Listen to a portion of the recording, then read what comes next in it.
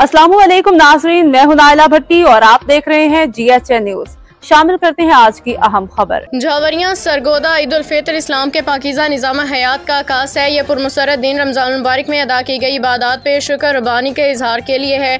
इन ख्यालात का इजहार महर उमर दराज Jawari, deputy director national commission for human development ज़िला सरगोदा ने उनकी रहायशगाह पे ईद मिलने आने वाले हाजी जफ़र अब्बास भट्टी, हाजी मलिक खालिद महमूद शाकर हयात, हाजी मोहम्मद शबीर भट्ट से किया। इस मौका पे महर अहमद नवाज जावरी, एडवोकेट महर तसव्वुर अब्बास जावरी मौजूद थे। उन्होंने कहा कि ईद उल फितर इनाम और कराम का दिन है। रात के रब के हजूर इबादत, रमज़ान, नवाफिल, नमाज, तरावी, सदका और खैरात की कबूलियत पे अहले इस्लाम के सजदा शुक्र बजा लाने का दिन है। अल्लाह ताला हमें पूरे साल अपनी रज़ा वाले अमाल करने और मखलूक खुदा की मदद करने की तौफीक अता फरमाए। रिपोर्ट हाजी जफ़र अब्बास, तहसील रिपोर्टर शाहपुर, जावरियां।